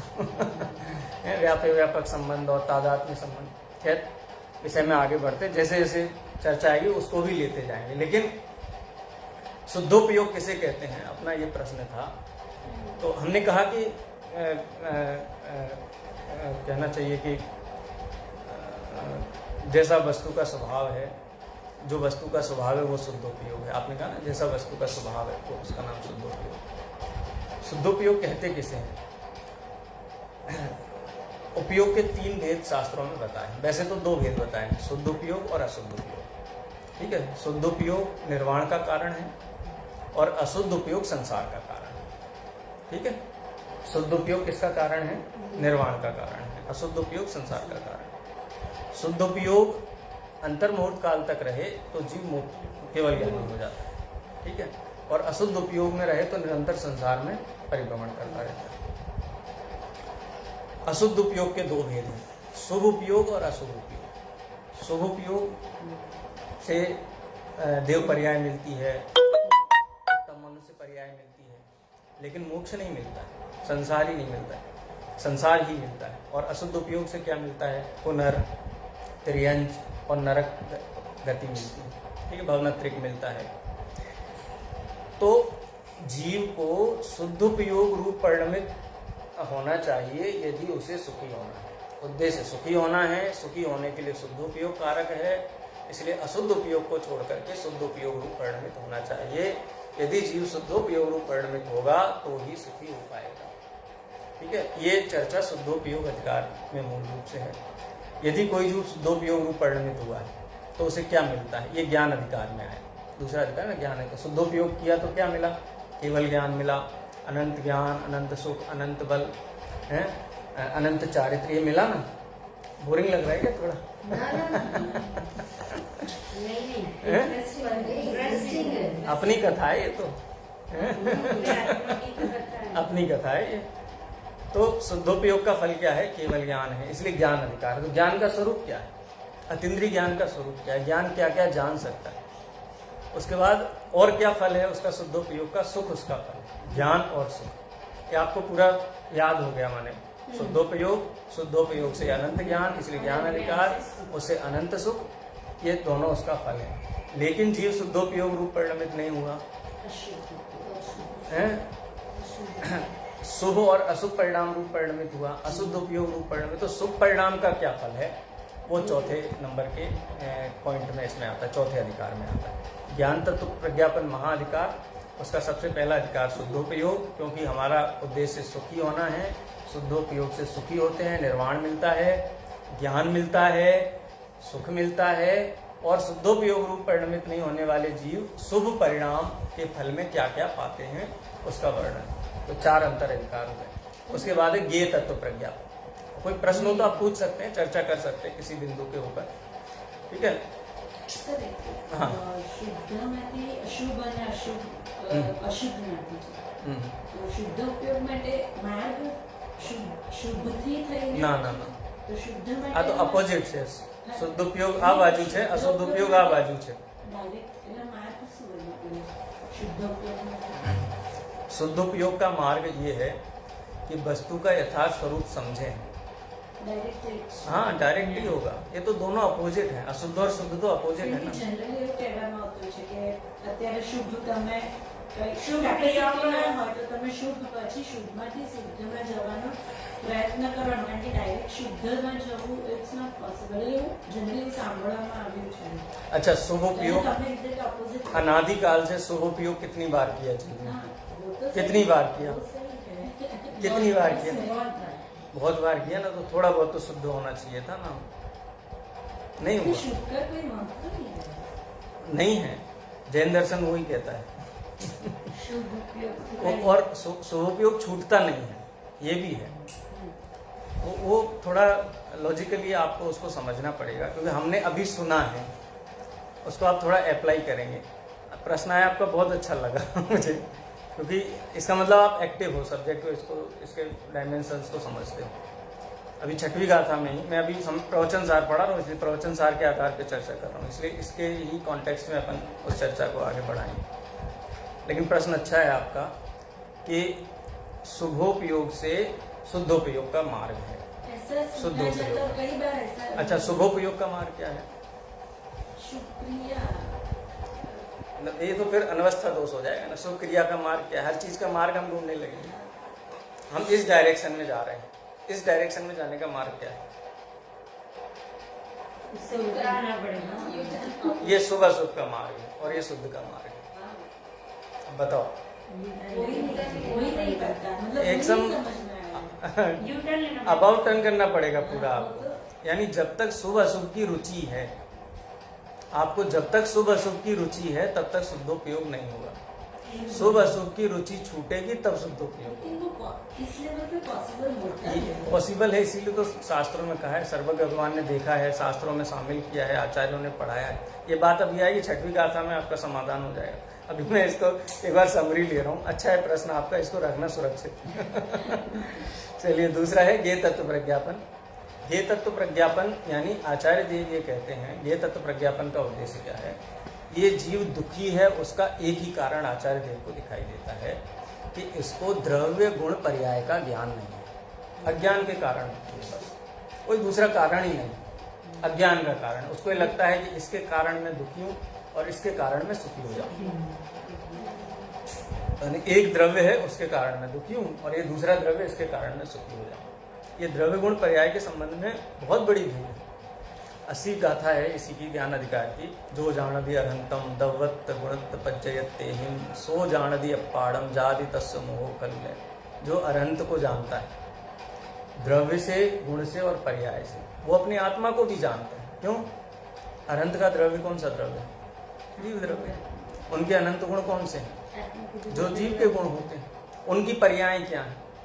वैसी पर्याय की शक्ति रूप से मेरे अंदर भी विद्यमान है, और परिणमन मेरा भी होता है। अनंत का परिणमन होता है, ऐसा मोनोपोली नहीं है कि अनंत में ही पर्याय होती है, मुझमें भी तो पर्याय होती है। तो जो वास्तव में द्रव्यगुण पर्याय को जानता है, उसका मोह नष्ट हो जाता है। ये 80वीं गाथा में कहा गया, ये शुद्धोपयोग का मार्ग है। क्या खैर, अभी थोड़ा आपको लगेगा कठिन जैसा, या फिर थोड़ा डिफरेंट लगेगा, लेकिन डिफरेंट नहीं है, वो आगे क्लियर होगा। तो ज्ञेय तत्व प्रज्ञापन में आचार्य देव कहते हैं, वो तो वही रहा ना, तो मोह अगर छूट जाएगा तो शुद्ध उपयोग रह जाएगा। हाँ, वही होगा बस ना। जितना जितना मोह छूटेगा उतना उतना उपयोग क्योंकि शुद्ध नहीं होगा। अच्छा नहीं बुरा कुछ भी नहीं रहेगा तो शुद्ध उपयोग रह जाएगा। वही होगा ना। अशुद्ध उपयोग माने क्या है और शुद्ध उपयोग माने क्या अंतर है दोनों में? अशुद्ध उपयोग किसे कहते हैं? देखो, कोई भी पदार्थ हमारे ज्ञान में झलका और उस पदार्थ के लक्ष्य ये अच्छा है कि बुरा है, ये कल्पना उत्पन्न होना शुरू हो गई। अरे, अनंत भगवान की प्रतिमा हमारे ज्ञान में झलकी, बहुत सुंदर है, अद्भुत है, पंच परमेष्टि बहुत महान है। ये भी अगर हमको विकल्प आता है तो ये भी अशुद्ध उपयोगी है ना ख्याल में? यानी पर पदार्थ को देख करके इष्ट अनिष्ट बुद्धि होना, इसका नाम है अशुद्ध उपयोग। और ज्ञान में कुछ भी झलकता रहे, लेकिन अपने ज्ञान स्वभाव में ही तन्मय रहे। गे है, बस गे पने जाने, अच्छा है कि बुरा है, ना अच्छा है ना बुरा, गे है बस। जैसे भी केवल जाने की अवस्था है। हाँ, बस वही है, उसका अंश ही तो शुद्ध उपयोग है। हाँ, सब लोकालोक ज्ञान में झलकता है। तो जैसे भगवान महावीर सिद्धालय में विराजमान है, उनके ज्ञान में पूर्व के 23 तीर्थंकर झलकते हैं। तो कितनों को वो धोख देते हैं, सुबह कितनों का स्मरण करते हैं, कितनों की प्रशंसा करते हैं, जानते हैं, क्योंकि जानना स्वभाव है। जानना स्वभाव इसलिए जानते हैं, लेकिन तन्मय कहाँ रहते? मैं कौन हूँ, वो वेदन क्या किस में करते? वो स्वयं में करते हैं। यानी ज्ञान में तन्मय होते हैं, और जो ज्ञान में तन्मय है वो सुखी है, निराकुल है। वो अभी तक उस आनंद का स्वाद आया नहीं ना, इसलिए अपने को लगता है उसमें क्या मजा है। कहीं जाए, नायग्रा फॉल पे खड़े होकर के देखे कितना बढ़िया पानी गिर रहा है, तो कुछ अच्छा लगेगा। स्टैच्यू ऑफ यूनिटी जाएंगे, पीछे से पानी गिर रहा होगा, कितना अच्छा लगेगा। तो कुछ ना कुछ होना चाहिए ना, कुछ रिएक्शन होना चाहिए। रिएक्शन होगा तो कुछ होगा। लेकिन कोई भी पदार्थ ना तो अच्छा है ना बुरा है। किसी भी पदार्थ में अच्छे की कल्पना और बुरे की कल्पना, इसी का नाम अशुद्ध उपयोग है। और जब ये कल्पना छूटती है, इस कल्पना के अभाव का नाम शुद्ध उपयोग। कहते हैं आत्मा का ध्यान करना चाहिए, एकाग्र होना चाहिए। आत्मा के ध्यान और एकाग्रता का मतलब क्या होता है? कुछ भी ना जानो, कुछ भी हमारे ज्ञान में न झलके, ऐसा नहीं है। ये तो जानना तो आत्मा का स्वभाव है, स्व पर स्व को भी जानेगा, पर का भी। लेकिन कोई भी पदार्थ दुनिया भर का ज्ञान में झलकता रहे, लेकिन उसके लक्ष्य से हमारा परिणाम चेंज ना हो, उसमें ईश्वरनिष्ठ बुद्धि ना हो, इसका नाम शुद्धोपयोग। मुनि पार्श्वनाथ के ऊपर पत्थर जब गिरते थे तो उनको नॉलेज होता था कि नहीं होता था? गिरा इधर, गिरा अब इधर गिरा, होता था ना। लेकिन राग द्वेष उत्पन्न हुए, राग द्वेष उत्पन्न नहीं हुए, इष्टनिष्ठ बुद्धि नहीं हुई, शुद्धोपयोग रहा, अंतर्मुख में केवल ज्ञान। तो ज्ञेय तत्व प्रज्ञापन में आचार्य देव ये समझाते हैं कि इस जीव को ज्ञेय का यथार्थ ज्ञान है ही नहीं। ये किसी को मम्मी समझता है, किसी को पापा समझता है, किसी को अपना घर समझता है, किसी को पड़ोसी का घर समझता है, किसी देश को अपना देश समझता है, किसी को पर का देश समझता है, जबकि प्रत्येक द्रव्य गुण पर्याय स्वतंत्र अपने द्रव्य क्षेत्र काल भाव में विद्यमान। तो दुख का मूल कारण है द्रव्य का अज्ञान, गुण का अज्ञान, पर्याय का अज्ञान। इसीलिए द्रव्य गुण पर्याय का स्वरूप दूसरे ज्ञेय तत्व प्रज्ञापन में समझा है। सबसे पहला है द्रव्य सामान्य अधिकार। द्रव्य सामान्य क्या है? सद्द्रव्य लक्षणम उत्पाद वे द्रव्युक्तम। सद्द्रव्य का सामान्य स्वरूप, 6 उसके भेद होते हैं। फिर द्रव्य विशेष अधिकार, यानी उसके गुण पर्याय का स्वरूप क्या है, अर्थ किसे कहते हैं, गुण किसे कहते हैं, पर्याय किसे कहते हैं। और तीसरा अधिकार है ज्ञान ज्ञेय विभाग अधिकार। ज्ञान और ज्ञेय के बीच में भेद विज्ञान करना, माने वो अप्लाइड जो है कि अब हम क्या करें, ये ज्ञान, ये सामान्य द्रव्य है, ये विशेष द्रव्य है, हम क्या करें? हम ये करें कि मैं ज्ञान तत्व हूँ उसको भिन्न जाने, और ये ज्ञेय तत्व इसको भिन्न जाने। तो पर ज्ञेय है उसको भिन्न जाने। ये दोनों के बीच में भेद विज्ञान जो होता है वो भेद विज्ञान ही सम्यक दर्शन का मूल है। अब सम्यक दर्शन सम्यक ज्ञान हो गया, अब क्या करना चाहिए? सम्यक दर्शन सम्यक ज्ञान हो गया, उसका स्वरूप स्पष्ट कर दिया। मान लो जो सुनने वाले उनको सम्यक दर्शन सम्यक ज्ञान करा दिया, अब क्या करना चाहिए? तीसरा क्या अवस्था है? सम्यक चारित्र करना चाहिए। परिवज्जतु सामण्यम यदि इच्छति दुख परिमुखम। यदि दुख से परिमुक्त होना चाहते हो तो श्रामण्य को धारण करो, माने सम्यक चारित्र को धारण करो। तो सम्यक चारित्र का स्वरूप सबसे अंतिम अधिकार है। इसका नाम क्या है? चरणानुयोग सूचक चूलिका। चरणानुयोग सूचक चूलिका, ठीक है। चरणानुयोग सूचक चूलिका में सबसे पहले क्या होता है? दीक्षार्थी आचार्य के पास जाता है, जो श्रवण का आचरण है उसके संबंध में ज्ञान प्राप्त करता है, इसलिए उसका नाम है आचरण प्रज्ञापन। प्रज्ञापन शब्द का मतलब क्या है? नॉलेज कराना। ज्ञान तत्व का नॉलेज कराया पहले, ज्ञेय तत्व का नॉलेज कराया, अब किसका नॉलेज करा रहे हैं? आचरण का नॉलेज करा रहे हैं। तो चरणानुयोग सूचक चूलिका का पहला अधिकार क्या है? आचरण प्रज्ञापन, ठीक है। उसके बाद मोक्ष मार्ग प्रज्ञापन। अब आचरण लिया है तो किसके लिए लिया है? सम्यक दर्शन चारित्र की आराधना के लिए। तो मोक्ष मार्ग क्या है? वो जबरदस्त गाथा है, आचार्य की 232 नंबर की पहली गाथा है। उसमें आचार्य देव ये कहते हैं कि श्रमण ने दीक्षा ले ली। अब आचार्य से कहता है कि अब तो हमने दीक्षा ले ली, अब तो हो गया काम खत्म हमारा, अब तो हम संसार का कल्याण करें अब तो हम विश्व गुरु हो गए, संत हो गए। अब तो कहते हैं ना, कई लोग कहते हैं संत किस लिए होते हैं कि अपना कल्याण करने के बाद लोग का कल्याण करना, इसलिए संत हो गए। लेकिन जैन दर्शन इस बात से 100% डिसएग्री करता है। जिस समय लोक कल्याण की भावना एकदम विराम को प्राप्त हो जाए उस समय श्रवणपना लेना चाहिए। जब तक लोक कल्याण की भावना है तो राजा ऋषभदेव की तरह सी मसीह कृषि विद्या वाणिज्य शिल्प सब सिखाओ, तब तक ग्रस्त अवस्था में रहो। लेकिन जब एकमात्र आत्म कल्याण ही अपना उद्देश्य रह जाए तो फिर श्रवणपने को ग्रहण करो। परिवज्जतु सामण्यम यदि इच्छति दुख परिमुखम। दुख से परिमुक्त होना चाहते तो श्रवणपने को धारण करो। तो अब तो श्रवण बन गए, अब क्या करें? तो 232 नंबर की पहली गाथा है मोक्ष मार्ग प्रज्ञापन की, जिसमें आचार्य कहते हैं कि एकाग्र रहो। और जैन दर्शन में एक शब्द कहीं भी आए ना, सिर्फ जैन अध्यात्म में कहीं एक शब्द है तो एक का मतलब आत्मा ही समझना चाहिए, आंख बंद करके एकाग्र रहो माने आत्मा को जानो बस। तो आचार्य कहते हैं एकाग्र रहना चाहिए श्रवण। तो कहें एकाग्र रहने के लिए क्या करना चाहिए? अब एकाग्रता ऐसी तो संभव नहीं है, पंचम काल है। तो कहते एकाग्र रहने के लिए अर्थ का अभ्यास करो, अर्थ को जानो। अर्थ माने पदार्थ, 6 द्रव्य 7 तत्व 9 पदार्थ, इनके स्वरूप को जानो। इनको जानने के लिए क्या करें कि इनका निर्धारण करो। इनका निर्धारण कहाँ से होगा? सर्वज्ञ की वाणी से होगा, आगम से होगा। 232 नंबर की गाथा निकालिए ना आप। निश्चितस्य हाँ अर्थेषु अर्थेषु अर्थ के निश्चय करने से। निश्चित आगमद्यो आगमनिष्ठ तद्वत् अर्थ का निश्चय कहाँ से होगा? सर्वज्ञ भगवान की वाणी से होगा। सर्वज्ञ तो है नहीं वर्तमान में, तो क्या है? आगम है। तो आगम से पदार्थ का निश्चय करो। पदार्थ का निश्चय होगा तो द्रव्य गुण पर्याय का स्वरूप ख्याल में आ जाएगा, तो अपने आप ही उनके प्रति होने वाला इष्ट अनिष्ट बुद्धि नष्ट हो जाएगी, और वहां से बुद्धि हटेगी तो अपने आत्मा पे आकर के एकाग्र है ना। उड़े जहाज का पंछी फिर जहाज पे आगे जब पता चल गया कि यही एक आश्रय है, अन्य कोई आश्रय है ही नहीं, तो तब एकाग्रता रहेगी। तो श्रवण करने के बाद भी एकाग्र रहना है, शुद्धोपयोग करना है। अगर वो नहीं होता है तो अभ्यास करना है पदार्थ का। क्यों? क्योंकि उससे शुद्धोपयोग होता है। और पदार्थ का अभ्यास कहाँ से करें? तो आगम चेष्टा तदो जेष्ठा। इसलिए आगम की जो चेष्टा है वो सर्वोत्कृष्ट चेष्टा है। तो क्या करना चाहिए? श्रवण को रत्नत्रय की आराधना करना चाहिए। ये दूसरा अधिकार हो गया उसका। कोई श्रवण अगर शुद्धोपयोगी नहीं रहता है, शुद्धोपयोगी, अब ये तो पॉसिबल नहीं है। पंचम काल में तो शुद्धोपयोग का काल कितना है? बहुत अल्प है। बहुत कई लोग ऐसा बोलते हैं एक सेकंड में ही बहुत अंतर मुहूर्त होते हैं। उस अंतर मुहूर्त में भी बहुभाग शुभोपयोग का है, अल्प भाग शुद्धोपयोग का है। तो उस अल्प भाग में शुद्धोपयोग ना हो तो शुभ उपयोग होता है। उस शुभोपयोग क्या है और शुभोपयोग का फल क्या है, ये शुभोपयोग अधिकार में समझाया। और पूरे प्रवचन सार ग्रंथ का सार अंत में 5 गाथाओं में समाहित किया। उसको बोलते हैं पंचरत्न अधिकार, 5 गाथाओं का सार। ठीक है। इस प्रकार से पूरी विषय वस्तु प्रवचन सार ग्रंथ की है। महाधिकारों के नाम कहें तो ज्ञान तत्व प्रज्ञापन, प्रज्ञापन माने जानकारी देना, ज्ञान तत्व की जानकारी दी, ज्ञेय तत्व की जानकारी दी, तो ज्ञेय तत्व प्रज्ञापन।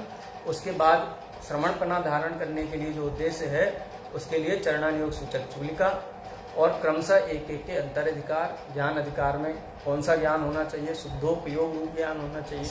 शुद्धोपयोग का फल क्या है? ज्ञान उसका फल है, तो दूसरा ज्ञान अधिकार हो गया। और उसका फल क्या है? सुख है, तो सुख अधिकार हो गया। उसके बाद शुद्धोपयोग जिनको नहीं होता है, वो शुभ परिणाम जिनको होते हैं, उनका फल क्या है? वो चौथे अधिकार में आ गया। ज्ञेय तत्व क्या है? द्रव्य गुण पर्याय। तो सबसे पहले द्रव्य का सामान्य स्वरूप, फिर द्रव्य का विशेष स्वरूप, और फिर ज्ञान और ज्ञेय के बीच में भेद विज्ञान।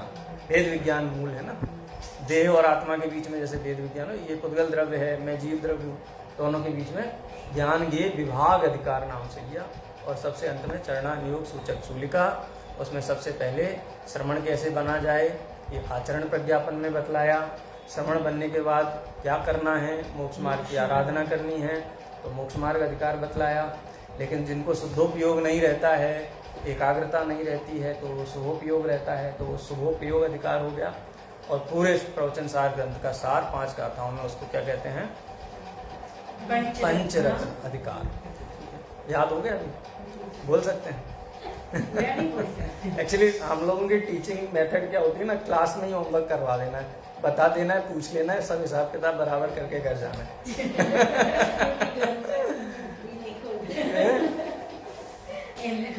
कितना समय हो गया?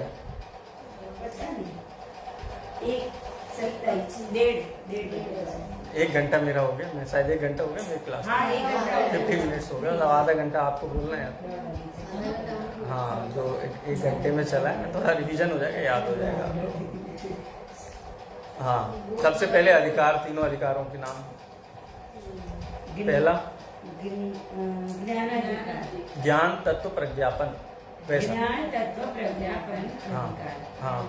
ज्ञेय तत्व प्रज्ञापन अधिकार। चरणानुयोग चरणानुयोग सूचक चूलिका। चरणानुयोग सूचक चूलिका। 3 अधिकार हो गए। ठीक है। पहला ज्ञान तत्व प्रज्ञापन के 4 अंतर अधिकार। हाँ शुद्ध उपयोग अधिकार। हाँ। ज्ञेय शुद्धोपयोग का फल क्या है? पहलू केवल ज्ञान, पची हाँ, और सबसे लास्ट में शुभ परिणाम। इसमें शुभ नाम से 2 चैप्टर हैं, एक शुभ परिणाम अधिकार है।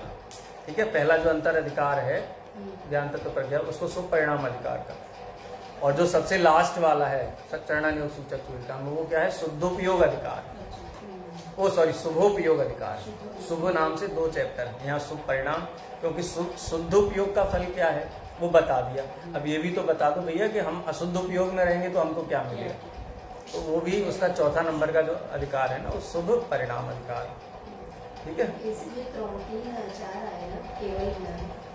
हाँ, ज्ञान कह दिया उसको खाली। ज्ञान के अंदर केवल ज्ञान, फिर सुख, हाँ, फिर शुभ परिणाम। शुभ परिणाम, हाँ, 3। 3। शुभ पहला छूट गया आपका। सबसे पहला नाम क्या था? शुद्ध उपयोग। यानी अंदर 3। ना पहले तो ज्ञान, सबसे पहले मेजर डिवीजन 3 हो गए। ज्ञान, ज्ञान तत्व प्रज्ञापन, तत्व प्रज्ञापन अधिकार, एनी अंदर शुद्ध उपयोग अधिकार। सबसे पहला शुद्ध उपयोग अधिकार, बरोबर। बीजू શુદ્ધ ઉપયોગ અધિકાર केवल ज्ञान, सुख, પછી અને કેવળ શુભ શુભ પરિણામ અને પછી શુભ शुभ परिणाम, શુભ પરિણામ એટલે बरोबर, 4। થઈ ગયા।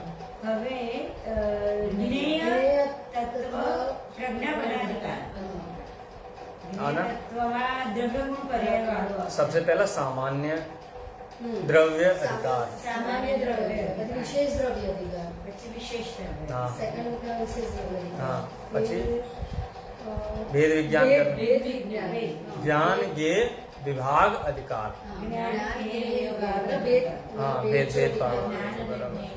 वेद, सामान्य द्रव्य अधिकार, विशेष द्रव्य अधिकार, ज्ञान ये विभाग अधिकार। वेद अधिकार, विभाग अधिकार। सबसे लास्ट वाला અને પછી ચરણ સમ્યક ચરણ चरणान योग। ચરણાનુયોગ ચુલિકા અધિકાર, हाँ, सूचक चूलिका बोल। ચરણાનુયોગ સૂચક ચુલિકા क्योंकि यहाँ प्रज्ञापन कराया ना, हाँ, तो वो प्रज्ञापन का रिप्लेसमेंट हो गया सूचक। वही है, सूचना देना या ज्ञान कराना। जैसे આ સૂચના हाँ। કહેવા માટે ચરણાનુયોગ સૂચક ચુલિકા અધિકાર। हाँ, इसमें सबसे पहले क्या करना है? दीक्षा देना। हाँ, तो उसको क्या कहा? आचरण प्रज्ञापन। आचरण का ज्ञान कराया। एक जैन साधु बने तो कैसे बने, क्या करना है, हैं? પછી આચરણ ऐसा नहीं कि बस गए घर से मुनि के पास गए और दीक्षा लेने का भाव आगे ले लिया, ऐसा नहीं। फिर पहला तो दीक्षा घर वाले पुलिस में FIR कर देंगे जाकर के कि वो अब लापता हो गया है, मिलने का। तो ऐसा दीक्षा नहीं होता है। आप इच्छे बंधु बग्गो घर में सूचना देना है, अनुमति लेना है। अनुमति का मतलब ऐसा नहीं कि वो रोकेंगे और रुक जाना है, वो नहीं, वाली इंटीमेशन है कि हम ये क्या विधि है दीक्षा लेने की, वो आचरण प्रज्ञापन का हो। आचरण, પછી મોક્ષ માર્ગ हाँ, કઈ मोक्ष રીતે मार्ग। જવાનું એનું मोक्ष मार्ग प्रज्ञापन। પછી છેલ્લે જે શુદ્ધોપયોગ ન થાય, શુદ્ધ ઉપયોગ ન થાય તો એને શુભ શુભોપયોગ अधिकार। એનું आचरण, અને आचरण પછી अधिकार अधिकार, અધિકાર आचरण ની જરૂર નથી, અને પછી છેલ્લે પેલું 5 રત્ન अधिकार।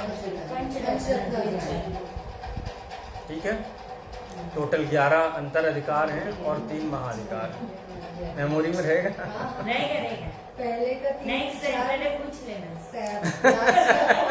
मैंने कहा मैं तो होमवर्क नहीं दूंगा, होमवर्क नहीं देता मैं कभी।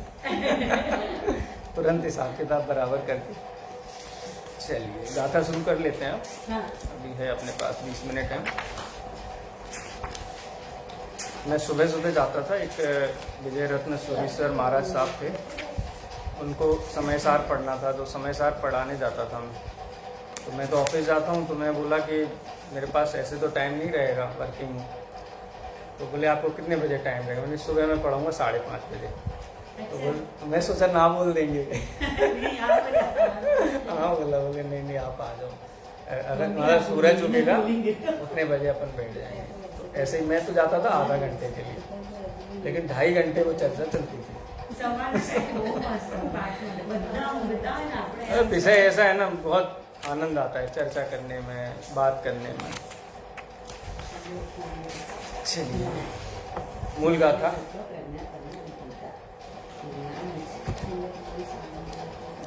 अपने पास कितने सेशन रहेंगे ऐसे, उसी हिसाब से मैं डिवाइड करूँ ना गाथाओं का डिस्कशन। सेशन एक्चुअली हमारी एग्जाम डिक्लेयर नहीं हुई है, वो लोग कब करेंगे पता नहीं, तब तक हमें पढ़ना है।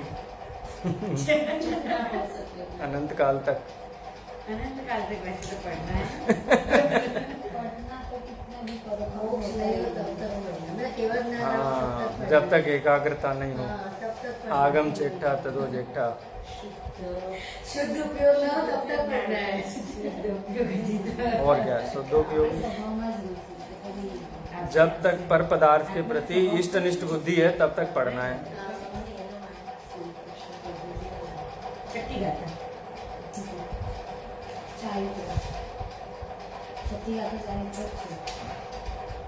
प्राकृत की गाथाओं का पाठ आप कर पाते हो? थोड़ा बहुत नहीं। लमोकार मंत्र का? इसी तरह से एक्सरसाइज करवाना है। नमोकार मंत्र का? नमोकार मंत्र का तो पाठ कर लेते हो ना बिना शुद्धि के? नहीं करते? करो एक बार नमोकार मंत्र। मतलब ऐसे बोलते सीखा हुआ, लेकिन आप बोले तो सही बोलते हो ना, मैं थोड़ी ना गलत बोलते हो, एकदम सही बोलते हो। एक बार नमोकार मंत्र सुनाइए आप लोग, तो वो आपको इजी हो जाएगा गाथा को कैसे पिकअप करना है। इसलिए मैं सुन रहा हूँ, मैं टेस्ट नहीं ले रहा हूँ। नमो हरि कंठाणम, नमो सिद्धाणम, नमो आयर्याणम, नमो उपजायाणम, नमो लोए सव्वसाहुणम। ठीक है, उच्चारण तो शुद्ध है लेकिन लय चेंज करनी पड़ेगी। छंद है, गाथा छंद है ये। अच्छा, गाहा छंद। गाहा छंद से गाथा छंद सुनाइए। गाथा छंद को याद है? गाथा छंद में 4 चरण है। 4 चरणों में ही है नमोकार 5 मंत्र। चरण है। नहीं है, 5 पद हैं, चरण 4 है। श्वेतांबर परंपरा में हमारे यहाँ कोई 5। दिगंबर परंपरा में भी पद 5 हैं, लेकिन कोई भी छंद होता है उसमें 4 ही चरण होते हैं। ये गाथा छंद है तो 4 ही चरण होंगे ना, 5 चरण कैसे हो जाएंगे? आप इसको 5 पद हैं, नमोकार मंत्र 5 पदों में हैं, लेकिन इसके चरण 4 हैं। 4 चरणों में पढ़ना है इसको। उसके बाद में आपको गाथा रीडिंग आपके लिए एकदम इजी हो जाएगा। हाँ, मैं बता दूँ।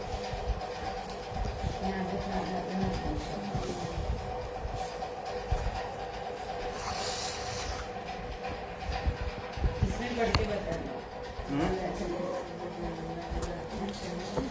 चलिए, नमोकार मंत्र मैं बोलता हूँ एक बार गाथा छंद में, जो कि गाथा छंद में ही है। नमो अर्हन्ताणं, नमो सिद्धाणं, नमो आयर्याणं, नमो वज्रायाणं, नमो लोये सव्वसाहुणं। गाथा छंद है ना? गाथा ही है ना? ऐसे ही बोलते हैं। तो गाथा छंद है तो ऐसे ही बोलेंगे ना। अब आप बोलिए एक बार। अब बोलिए एक बार, अभ्यास हो जाएगा तो आ जाएगा वो तुरंत। बोलिए एक बार। नमो हरिहन्ताणं, नमो सिद्धाणं, नमो आयर्याणं, नमो वज्रायाणं, नमो लोये सव्वसाहुणं। ठीक है, थोड़ा स्ट्रेस कम दे रहे हो आप, क्योंकि वो 5 पद में बोलने का अभ्यास है ना। हाँ। एक बार फिर से मैं बोलता हूँ। नमो अर्हन्ताणं, नमो सिद्धाणं, नमो आयर्याणं, नमो वज्रायाणं, नमो लोये सव्वसाहुणं। एक गाथा छंद है ना, तो आप नॉर्मल गाथा छंद के तरीके बोलेंगे तो नहीं होगा। एक गाथा छंद आपको ऑलरेडी याद है, आप उसमें लय का अभ्यास कर लेंगे ना, तो बाकी गाथाएं रीडिंग करना आपके लिए एकदम आसान हो जाएगा, बिल्कुल सहज हो जाएगा। पहली गाथा मंगलाचरण की 5 गाथाएं इसमें हैं। नहीं तो 5 गाथाओं का अपन एक बार पाठ करके सामान्य अर्थ कर लेते हैं इसका। ठीक है, मैं इसको बोलूँगा, आप इसको दोहराइए गाथा को, क्योंकि आपका इसमें गाथा पाठ भी आपको रहेगा तो अच्छा रहेगा। इसकी 2 लय हैं, एक लय और है गाथा छंद की। दूसरी लय में मैं ये छंद पढ़ रहा हूँ। ये ससुरासुर मणु सिंध वंदिदम दोदगाई कममलम पड़मामि बड्ढमाणं पित्थं धम्मस्य कत्तारम्। षडमुकार मंत्र वाली लय में पढ़ें इसको। नमो अर्हन्ताणम् एष सुरासुरमणु सिन्धवन्दितं दोदघायि कम्ममलम् पळमामि बड्ढमाणम् तीर्थं धम्मस्य कर्तारम्। बैठ गया? चलिए इसका अर्थ देखते हैं। एष सुरा असुरम, नहीं सुर असुर मणुसिंद मणुस इंद बंदिदम। इसमें क्या क्या आ गया? सुर आ गया, असुर आ गया, मणुस इंद। ठीक है, नारकी नहीं आए क्योंकि नारकियों को वैसा योग नहीं होता है, प्रणाम योग नहीं होता है, ऐसे करके वो नहीं खड़े होते हैं, लड़ते रहते हैं, उनका योग अलग होता है, कृष्ण लेसिया में होते हैं ना। तो ये जो योग है प्रणाम करने का, वंदन करने का योग उनको नहीं होता, इसलिए उनका नाम नहीं लिया। एस सुर असुर मनुष्य इंद वंदिदम, ये किसका विशेषण है? बद्धमाणम, वर्धमान स्वामी के विशेषण है। सबसे पहला विशेषण क्या है कि जो सुर असुर मनुष्य और इंद्रों के द्वारा वंदित हैं। देखो यहाँ सुर असुर और इंद्र 3 पद लिए, सुर और असुर में भवनत्रिक आ गया आपके, ठीक है। और इनके जो भवनत्रिक के चारों ही के ले सकते हैं, जो सामान्य हैं वो सुर असुर हैं, और उनमें जो 100 इंद्र होते हैं उनको इंद्र शब्द से कह दिया, जैसे सौधर्म इंद्र है, ईशान इंद्र है? तो सुर असुर और इंद्र ये देवगति के जीव हैं। सब सामान्य जो है सुर असुर देवगति के जीव हैं, वो सुर असुर में ले लिए, और उनमें भी जो श्रेष्ठ हैं सौधर्म आदि हैं उनको किस में ले लिया? इंद्र में। और मनुष्य में सब मनुष्य आई गए, जितने भी मनुष्य गति के जीव हैं। एक अर्थ ये भी हो सकता है कि सुरों में जो श्रेष्ठ हैं, असुरों में जो श्रेष्ठ हैं, और मनुष्यों में जो श्रेष्ठ हैं। इंद्र शब्द का मतलब श्रेष्ठ भी होता है, तो उनके द्वारा वंदित हैं, उनके द्वारा इनकी वंदना की जाती है। 100 इंद्रों के द्वारा, जैसे आप द्रव्य संग्रह का मंगलाचरण आपने पढ़ा होगा। जीवम जीवम दवम जीर्णवर बस भेण जीर्णने दिठम देविंद विंद वंदम वंदे तम सर्वदा शिरसा। देविंद विंद वंदम, देवेंद्रों के द्वारा, और देविंद विंद देवेंद्रों के भी जो श्रेष्ठ इंद्र हैं उनके द्वारा। अब वो कौन कौन से हैं? तो उसके भवणालय 40, विंतर देवाण होंति 32, कप्पामर 24, चंदो सूरो नरो त्रियो। 100 इंद्र होते हैं। 100 इंद्रों में भवणालय 40, भवनवासियों में 40 इंद्र होते हैं, यानी अलग अलग ग्रुप होंगे, उनमें जो श्रेष्ठ इंद्र होता है 40 प्रकार के होते हैं। भवणालय 40, विंतर व्यंतरों में 32 होते हैं, विंतर देवाण होंति 32, कप्पामर 24, जो कल्पवासी देव हैं उनमें 24 इंद्र होते हैं, और मनुष्यों में चक्रवर्ती, और पशुओं में सिंह, ठीक है, और ज्योतिष विमानों में चंद्र और सूर्य। ऐसे टोटल 100 इंद्रों के द्वारा जो बंदित, ठीक है। ये पहला विशेषण हुआ। दूसरा विशेषण क्या है? धोदघाई कम्ममलम। धोदघाई, धोदघाई माने धो दिया है, धो करके नष्ट कर दिया, धो दिया है ना। किसको धो दिया है? घाई, घाती, कम्ममलम, घाती कर्म रूपी मल को धो दिया। पड़मामी, प्रणाम करता हूँ, किसको? बद्धमाणम, ठीक है। ऊपर तो 2 विशेषण हुए, अब एक विशेषण और बचा। तिक्तम धम्मस्य कर्तारम, जो धर्म तीर्थ के करता है, यानी समोसरण में विराजमान होकर के जिनकी दिव्य ध्वनि कीर्ति है, ठीक है। सामान्य अर्थ हो गया। अगली गाथा। कोई आपका प्रश्न हो ना तो आप पूछ लेना, मैं इस पे प्रवचन नहीं कर रहा हूँ, डिटेल ज्यादा नहीं कर रहा हूँ, सामान्य। हाँ चलिए। देवगति में होते हैं ना असुर, असुर कुमार जाति के देव होते हैं, जो तीसरे नरक तक जाते हैं, नारकियों को परेशान करते हैं। असुर का मतलब कोई नारकी नहीं होता, असुर का मतलब देवों की ही जातियां हैं। सुर जाति के देव होते हैं, असुर जाति के देव होते हैं, ऐसा। उनके भवन होते हैं ना, प्रथम भूमि पे भवनवासियों के ऊपर भी आते हैं, वो तो समोसरण में आके विराजमान होते भगवान। जो नरक 3 नरक तक वो लोग होते हैं। हाँ, जाते हैं माने होते तो पहले में जाते हैं। जा सकते हैं, उसके नीचे नहीं जा सकते। अंदर उसके अंदर उत्पन्न नहीं होते, नहीं। के अंदर उत्पन्न नहीं होते, वो देवगति के अंदर वो तो उपपाद सैया में उत्पन्न होते हैं। तो भवनवासी समझती थी कि परमादामी तो वही असुर रहते हैं, वो देव मैंने नहीं, असुर जाति के देव जैसे अपने यहाँ नहीं होते हैं, जैसे गोत्र होता है ना अपने यहाँ, जैसे मैं ठाकुर हूँ,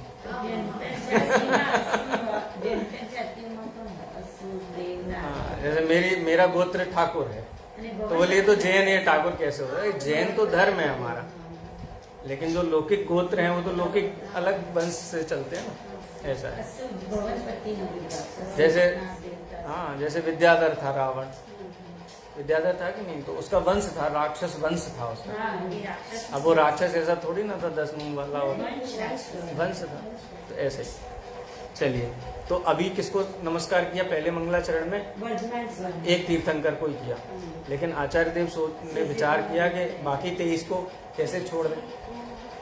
तो कहते हैं से पुण्य तीर्थयरे ससव सिद्धे विशुद्ध सद्भावे समणीयणान दंसण चरित्र तव वीर्या रे। से पुण्य तिथ्य अरे, से माने शेष, पुण्य माने इसके अनंतर, इसके बाद कहते पुनः शेष तिथ्यरे तीर्थंकरों को, कि खाली तीर्थंकरों को? बोले नहीं नहीं, ससव सिद्धे, सिद्धों सहित, सिद्धों को भी हम नमस्कार करते हैं। बोलते अकेले बस कैसे हैं सिद्ध भगवान? विशुद्ध स्वभाव वाले हैं, माने द्रव्य गुण पर्याय से शुद्ध हैं। अरहंत को तो औदारिक शरीर है, 4 अघातीय कर्म भी है, लेकिन सिद्ध भगवान कैसे हैं? विशुद्ध सद्भाव, सर्व प्रकार से विशुद्ध भाव को धारण करने वाले, 3 प्रकार के द्रव्य कर्म, नु कर्म और भाव कर्म से रहित हैं। इसलिए क्या विशेषण दिया? विशुद्ध सद्भावे। अच्छा, तो आप 2 ही परमेष्ठियों को नमस्कार करेंगे, बाकी परमेष्ठियों को छोड़ देंगे क्या? तो बोलते हैं श्रमणे, श्रमणों को भी नमस्कार करता हूँ। कैसे है श्रमण?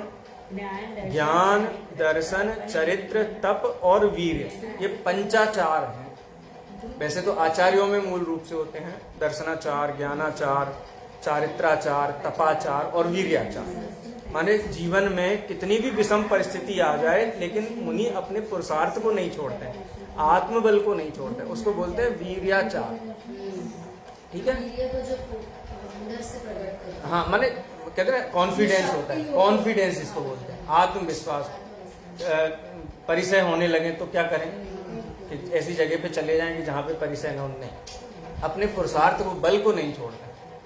ठीक है, उसको बोलते हैं ज्ञानाचार, दर्शनाचार, चरित्राचार, तपाचार और वीर्याचार सहित जो श्रमण है उनको भी मैं नमस्कार करता हूँ। ठीक है, तो 23 तीर्थंकरों को भी उन्होंने से पुण्यतिथ्य। अब शेष में 23 ही क्यों लेना? क्योंकि वर्धमान का शेष तो 23 ही बचे ना, विदेश क्षेत्र वालों को क्यों नहीं किया नमस्कार? तो अगली गाथा में देखते, एक एक शब्द का मैं अर्थ इसलिए बोलता जा रहा हूँ, कोई शब्द रह जाए तो आप बता देना। ठीक है, 30 किया उसका आचार्य हेमचंद ने ट्रांसलेशन किया, दर्शन किया, कितना फर्क। चलिए तीसरी गाथा। ते सव्वे समगम समगम पत्तेगमेव पत्तेगम वंदामि अवट्टन्ते अर्हन्ते मानुषे खेते। अब उनको मैं नमस्कार, किनका? जिनका भी नाम ले लिया, 5 परमेष्ठियों के नाम ले लिया उन्होंने, वर्धमान स्वामी, शेष 23 तीर्थंकर, सभी सिद्ध भगवान और सभी श्रमणों के। अब उन सबको मैं नमस्कार करता हूँ। ते सव्वे समगम, सामूहिक रूप से नमस्कार करता हूँ, सामूहिक रूप से नमस्कार करता हूँ। समगम तीर्थंकरों को, 24 तीर्थंकरों को सामूहिक रूप से नमस्कार किया, सिद्धों को सामूहिक रूप से नमस्कार किया, श्रमणों को सामूहिक रूप से नमस्कार किया, लेकिन फिर मैं प्रत्येक को भी नमस्कार करता हूँ। ये क्या सिस्टम है प्रत्येक का? प्रत्येकमेव प्रत्येकम। ऐसा होता है ना, अपने घर पे इनविटेशन आता है, किसी के यहाँ शादी है ना, कार्ड देने आया, सब परिवार, क्या लिखते हैं गुजराती में, क्या लिखते हैं? सब परिवार लिखते हैं, सब परिवार लिखते हैं। तो कार्ड दे दिया ना सब परिवार, उसके बाद जाएं, अब सामने घर के बुजुर्ग बैठे हुए हैं, दादा दादी बैठे हुए हैं, घर के प्रमुख बैठे हुए हैं, और भी हैं, एक आध दो रिश्तेदार भी आए हुए हैं घर पे, तो उनसे तो बात करने, अब कार्ड दे दिया तो सब आ ही जाएंगे, लोग कार्ड पकड़ो आ जाना, सब आ जाएंगे कि भाई जो सामने है उसको दादी साहब आना, आप भी हैं, दादा साहब आप भी आना, और इनको भी लेके आना, मेहमानों को भी साथ में। तो प्रत्येक में वो प्रत्येकम सामूहिक रूप से भी आमंत्रण है, लेकिन अब सामने है तो शिष्टाचार ये है कि प्रत्येक को भी आमंत्रित करें, क्योंकि अब ये सम्यक दर्शन ज्ञान चारित्र और मोक्ष महल आगे खड़ा करने वाले हैं, तो सभी जो भी ईष्ट हैं उनको यहाँ पे नमस्कार किया गया है। इसलिए तेते सब्वे समगम समगम प्रत्येकमेव प्रत्येकम वंदामी, उनको मैं वंदामी वंदना करता हूँ। अब 20 तीर्थंकरों का स्मरण किया। वर्तमान में वट्टन्ते जो विद्यमान है, वट्टन्ते माने विद्यते, वर्तन्ते, वर्तन्ते कौन वर्तन्ते हैं? अरहंते मानसे कहते, मनुष्य क्षेत्र में विद्यमान अरहंत। क्योंकि अभी 23 तीर्थंकरों को नमस्कार किया और वर्धमान स्वामी को नमस्कार किया, वो तो विद्यमान नहीं है, विद्यमान तो विदेह क्षेत्र के 20 तीर्थंकर हैं। तो विदेह क्षेत्र के 20 तीर्थंकरों को मानसे खेते मनुष्य क्षेत्रे विद्यते अरहंते वंदामी, उन अरहंतों की मैं वंदना करता हूँ। ठीक है, व्याकरण की दृष्टि से भी मैं आपको बता सकता हूँ, लेकिन जैन दर्शन ही पढ़ा रहा हूँ इसलिए व्याकरण वाले एंगल पे नहीं जा रहा हूँ। थोड़ा जाना वो आप व्याकरण की जब कक्षा पढ़ो ना, उसमें क्योंकि आपका फोकस व्याकरण की तरफ जाएगा ना, तो सिद्धांत की तरफ नहीं आएगा। इसलिए व्याकरण तो आप एक्सक्लूसिवली पढ़ने वाले हैं, उसको यहाँ पे आप अप्लाई करना व्याकरण को। अब मैं इसमें बताऊं कि इसको आ को क्या रूप क्या हो गया है, मात्रा का क्या हो गया, जैसे वर्तन्ते का वर्तन्ते किया ना आपने, हाँ ऐसा कभी कर दे। हाँ ठीक है, ऐसा कर दें। चलिए चौथे नंबर का मंगलाचरण का छंद। किच्चा अर्हंताणं सिद्धाणं तर्णमो गणहराणं अज्जावयवगाणं साहूणं चैव सवेसिं। किच्चा, किच्चा माने कृत्वा, करके। ठीक है, संस्कृत का शब्द है ना कृत्वा, किच्चा है। हाँ ठीक है, किच्चा माने कृत्वा, किसको? इन सबको, पांचों परमेष्टियों को, 24 तीर्थंकरों को नमस्कार करके अरहंत ताड़म में अरहंतों को नमस्कार करता हूँ। तो अरहंत कहाँ रह गए थे? कि अभी तो रह गए ना अरहंत, भूतकाल के अरहंत रह गए और तीर्थंकरों के अतिरिक्त जो अरहंत है वो भी रह गए हैं, और भविष्य काल में अभी जो अरहंत बनेंगे वो भी रह गए, तो उनको भी अरहंताणम सिद्धाणम, सिद्ध भी त्रिकालवर्ती, पूर्व वर्तमान में हो रहे और भविष्य में होंगे, त्रिकालवर्ती सिद्धों को। तह नमो गणहरायाणम, गणहराणम, गणधरानाम, गणधरानाम, गणधरों को भी मैं नमस्कार करता हूँ। ठीक है, अब इसमें क्या है? नमो शब्द है, नमो के साथ संस्कृत की चतुर्थी व्यक्ति आनी चाहिए, यही है ना नियम तो, और बहुवचन है, लेकिन प्राकृत में चतुर्थी व्यक्ति का बहुवचन और षष्ठी का बहुवचन एक जैसा ही होता है, इसलिए यहाँ चतुर्थी में गणधराणाम की जगह गणधरेभ्य आना चाहिए ना। और किसको नमस्कार करते हैं? अज्झावय, अज्झावय, अज्झावय माने अध्यापक। अध्यापक कौन है? कौन है अध्यापक? उपाध्याय, उपाध्याय अध्यापक ये ना, पाठक कहते हैं, उपाध्याय कहते हैं, शिक्षक, उपाध्याय। अज्झावय वग्गाणम, वर्ग, अध्यापक वर्ग को, यानी जितने भी उपाध्याय हैं उन सबको नमस्कार करता हूँ।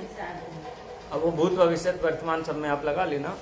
साहूणम चैव सव्वेसिम, और सभी साधुओं को भी नमस्कार करता हूँ।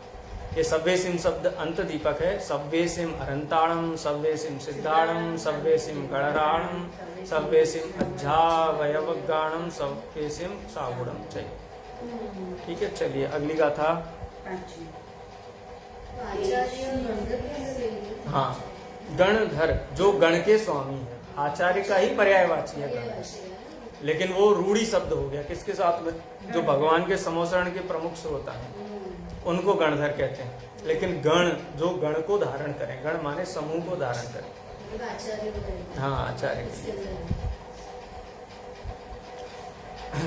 तेसिं विशुद्ध दंसण णाण पहाड़ा समम समासेज उपसंपयामि सम्मम जत्तोडिवाण संपत्ति।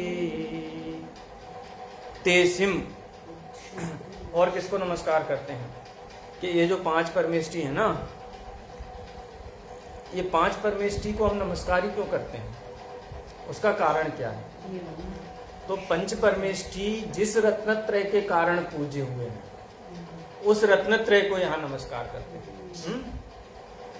कहते हैं वंदे तदगुण लब्धे। मैं इसलिए नमस्कार करता हूं कि उनके अंदर जो गुण हैं वो गुण हम में प्रकट हों। तो वो गुण कौन से हैं? तो विशुद्ध दंसण नाण पहाड़ा।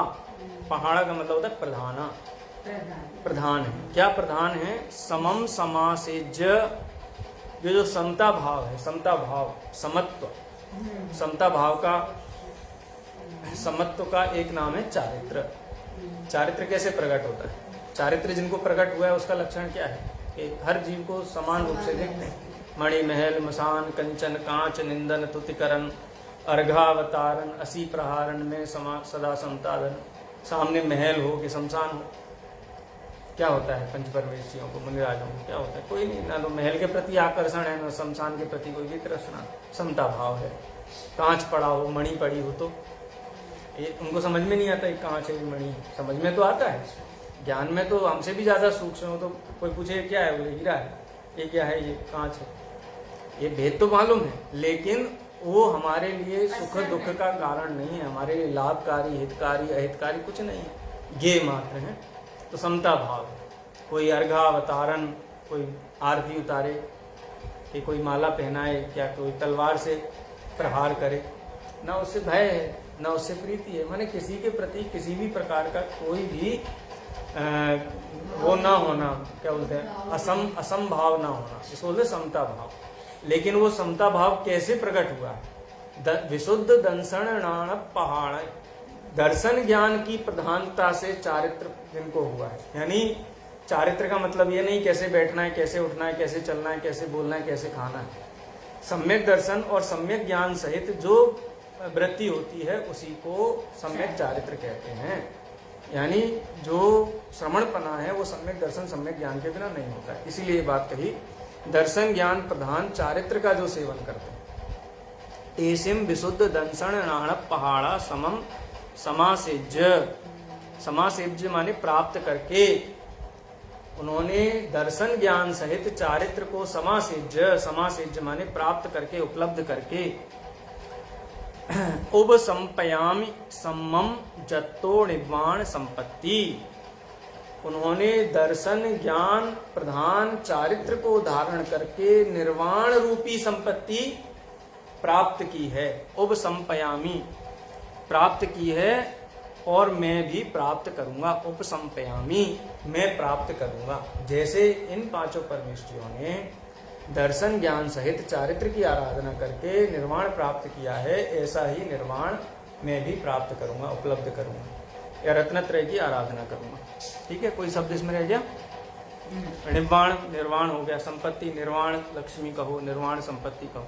अब देखो कितना बढ़िया इसका अगर अपन रूपक बनाए, निर्वाण संपत्ति, निर्वाण लक्ष्मी का वर्ण करने के लिए आचार्य देव संकल्प ले रहे हैं। जा रहे थे तो विवाह के लिए जाते हैं मोक्ष के लिए, मोक्ष लक्ष्मी का वर्ण करने के लिए जा रहे हैं, तो अकेले ही जाते हैं कि सबको आमंत्रित करके जाते हैं? तो इसीलिए 5 गाथाओं का मंगलाचरण पूरा रूपक है। एक कहते हैं ना, विवाह का जो प्रसंग होता है उसके रूपक के रूप में 5 गाथाएं यहाँ प्रस्तुत की गई हैं। निर्वाण लक्ष्मी का वर्ण करने वाले हैं, सम्यक दर्शन और सम्यक चारित्र रूपी आभूषणों को धारण करके जाने वाले हैं, और बारातियों के रूप में कौन जा रहे हैं? तीर्थंकर जा रहे हैं, पंच परमेष्टि जा रहे हैं। इस प्रकार से ये रूपक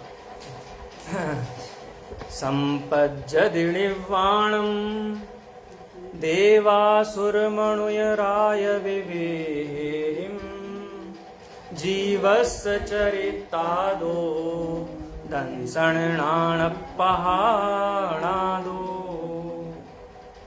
निर्वाण संपत्ति को प्राप्त करने के लिए तो जा रहे हैं आचार्य, और सभी को आमंत्रित भी किया है, लेकिन वो निर्वाण संपत्ति किसका फल है, किससे प्राप्त होती है? वो कहते हैं संपच्चति, प्राप्त होता है। निर्वाणम, निर्वाण प्राप्त होता है। देव असुर मणुय राय विवेहिम जीवस्य चरितादो दंसन नाणप पहाड़ादो। ठीक है, देवताओं, दानवों और मनुष्यों के स्वामियों के वैभव होने पर भी जीव के लिए दर्शन ज्ञान प्रधान चारित्र से निर्वाण होता है। क्या कहते हैं इसमें कि जब हम रत्नत्रय की आराधना करते हैं, दर्शन ज्ञान प्रधान चरित्र की आराधना करते हैं, सेकंड लाइन है ना, दंसन नाणप पहाड़ादो चरितादो, यानी सम्यक दर्शन के बिना आचरण नहीं हो सकता है। सम्यक दर्शन माने 6 द्रव्य 7 तत्वों का यथार्थ श्रद्धान। ठीक है, और यथार्थ श्रद्धान हुए बिना चारित्र नहीं होता है। अब कोई कहे कि चारित्र को धारण करे लेकिन जीव अजीवादि पदार्थों का श्रद्धान नहीं है, और श्रद्धान बिना जाने नहीं होता। तो रत्नत्रय की उपस्थिति के लिए सम्यक दर्शन, सम्यक ज्ञान की उपस्थिति होना अनिवार्य है। इसलिए कहा दंसन नाणप पहाड़ादो, दर्शन ज्ञान की प्रधानता से चरितादो। ठीक है, दर्शन ज्ञान प्रधान चरित्र होने से जीवस्य, जीव को ऋवाण संपदी, ऋवाणम संपद्यति, निर्वाण की संप्राप्ति होती है। लेकिन किसी ने रत्नत्रय धारण किया है और जब तक निर्वाण नहीं हुआ है, जब तक मुक्ति अब नहीं हुई है, जब तक मोक्ष नहीं गया है, तब तक क्या होता है? सम्यक दृष्टि जीव है, चारित्र की पूर्णता नहीं होती है, चारित्र साकल्य नहीं होता है, तब तक क्या होता है? देवगति में जाता है, चक्रवर्ती होता है, तीर्थंकर होता है, माने अत्यंत उच्च वैभव सहित उत्पन्न होता है। सम्यक दृष्टि जीव कभी दरिद्र नहीं होता है, नरक में नहीं जाता है, भवनत्रिक में नहीं जाता है, 1 इंद्री 2 इंद्री 3 इंद्री 4 इंद्री में नहीं जाता है, 5 इंद्री असंगी नहीं होता है, हीन गोत्र में उत्पन्न नहीं होता है, भवनवासी नहीं होता है, व्यंतर नहीं होता है, और कौन बचा? भवनवासी, व्यंतर, ज्योतिष नहीं होता है, ज्योतिष नहीं होता, हीन देव नहीं होता है। तो सम्यक दर्शन ज्ञान चारित्र के आराधक जीव जब तक निर्वाण को प्राप्त नहीं करते हैं, उसके बीच में सुर असुर जो भी वैभव हैं, उत्कृष्ट मनुष्य होते हैं, उत्कृष्ट देव, लेकिन इनके होने पर भी मुक्ति तो निर्वाण जो होता है वो रत्नत्रय से ही होता है। अब इसमें एक चीज यहाँ पर खास समझनी चाहिए, आगे लक्षण बताएंगे, तो अब हमको जिज्ञासा हो गई ऐसे चरित्र से जीव मोक्ष जाता है, उस चरित्र का स्वरूप क्या है, उस सम्यक चारित्र का स्वरूप क्या है, वो 7वीं गाथा में बताएंगे। लेकिन यहाँ ये कहना चाहते हैं कि सम्यक दर्शन ज्ञान चारित्र से तो निर्वाण ही होता है, लेकिन सम्यक दर्शन ज्ञान चारित्र जिन जीवों को है, साथ में जो शुभोपयोग होता है, वो शुभोपयोग से उत्कृष्ट देव और उत्कृष्ट मनुष्य गतियां प्राप्त होती हैं। रत्नत्रय देवगति का कारण नहीं, जैसे शुभोपयोग मोक्ष का कारण नहीं है, वैसे ही रत्नत्रय किसका कारण नहीं है? देवादि गतियों का कारण नहीं है। रत्नत्रय से तो निर्वाण ही होता है, और शुभ भाव से ये गतियां होती हैं। ये दोनों अलग अलग हैं। शुभ भाव माने इधर जाना, और शुद्धोपयोग माने इधर जाना। संसार माने, संसार और मोक्ष अपोजिट है ना, दोनों अपोजिट है। अब कोई ये ऐसा माने कि नहीं देवगति तो थोड़ा निर्वाण की तरफ ही है ना, आधे बाल बराबर रह जाता है वहां से, तो है सर्वासिद्धि से तो ऐसा नहीं है, दोनों अपोजिट डायरेक्शन से। तो इस प्रकार से आचार्य कुंद प्रवचन सार, इनका विषय वस्तु का विस्तार और शुरू की 6 गाथाएं, इनकी अपनी सामान्य चर्चा आज हुई है। आगे थोड़ा और स्पीड अपन बढ़ाएंगे, क्योंकि अब सामान्य चर्चा नहीं है, गाथा ही लेने वाले हैं। और भी कोई आपके प्रश्न विषय इस संबंध में हो तो आप पूछ सकते हैं। यहीं पे विराम देते हैं। नमो जिणाम।